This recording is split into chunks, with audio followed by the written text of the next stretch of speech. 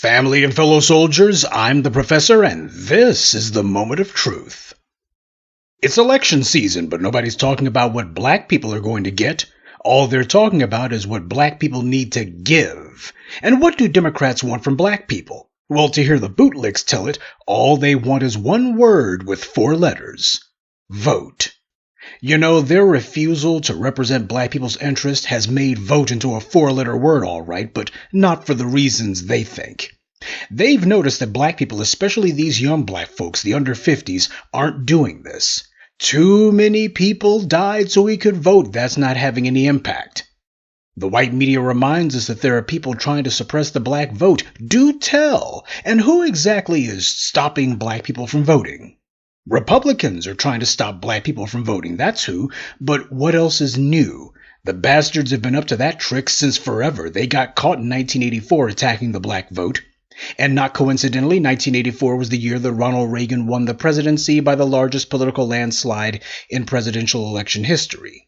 And no one else has even come close since then, but I'm sure that's just one big coincidence. Look, we already know that Republicans and racism go together like a good old boy and meth. But the problem is we got this other party claim that there's some sort of alternative when they're not. Black people are making it clear that the Democrats won't be pulling the Trump card every 2 years. They're actually going to have to step up with tangibles for us. Biden made promises to black people. Yes, the promises were clearly fraudulent. He didn't mean one syllable of what he said, and even if he did, his do-nothing proposals wouldn't have made any substantive change. But the point is, Biden was forced in 2020 to make promises to black people about what he would do when he became president. We put him in office. And he and his campaign staff immediately began backtracking and saying, well, we still can't do anything unless we win the House and the Senate.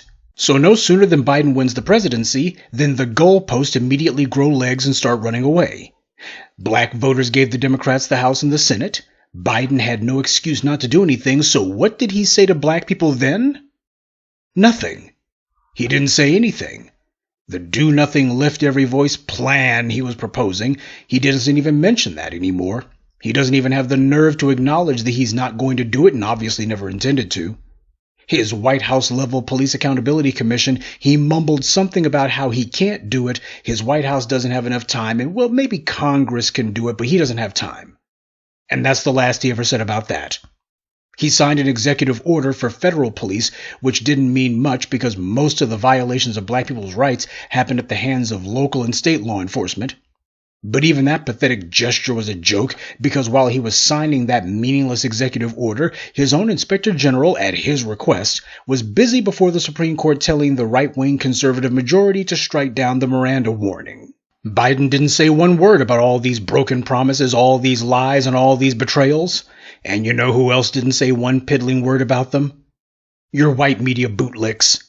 Democrats and Republicans are both on the same side against us. They play the political equivalent of good cop, bad cop.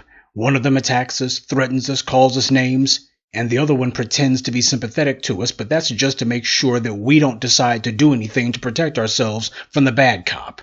You've probably heard of Gary Chambers. He's running for the Senate in Louisiana. He smoked some weed on camera, allegedly, burned a Confederate flag, and made it clear that he would fight the Republicans. That was his platform.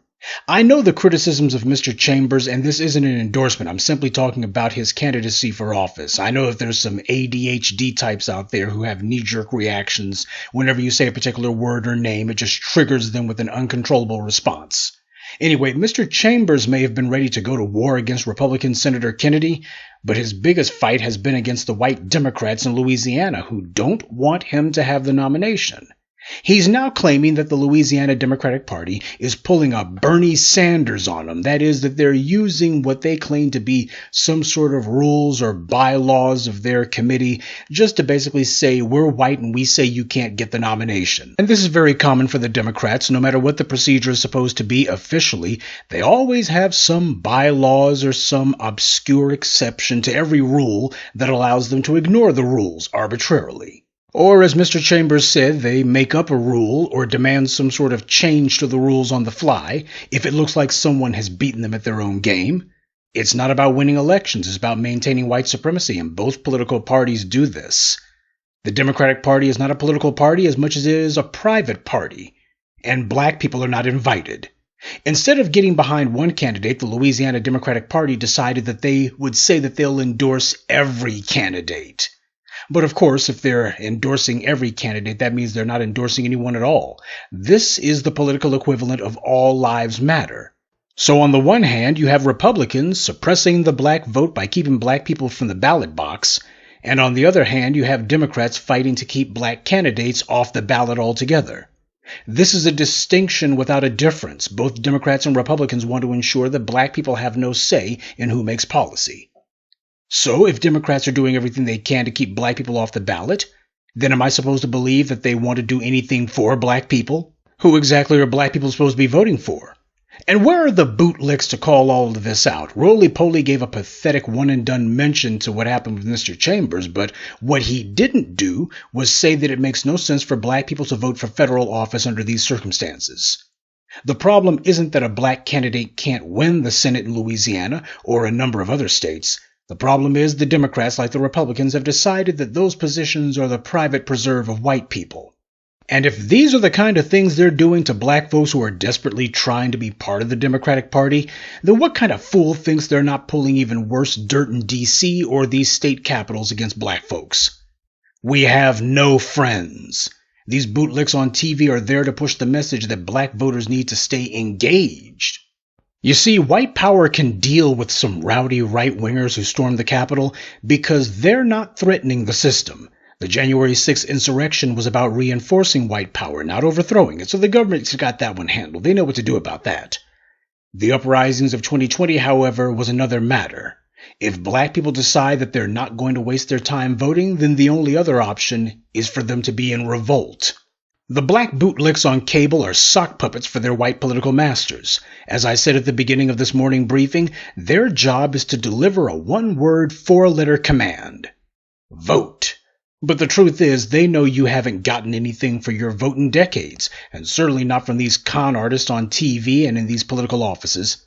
They just want to make sure you're not getting any ideas about changing things on your own. Their message is clear. Don't act for yourself. In fact, don't even think for yourself. So, in reality, the only four-letter command these bootlicks are really delivering is obey. Good day. And be one. I'd like to take a moment to mention some of our contributors. King Edwards, Shrampstein, Michael Harris, Terry White, and Alvin McCoy. Salute to them and thank you to everyone for listening, liking, and sharing this message. Black empowerment only exists because of you.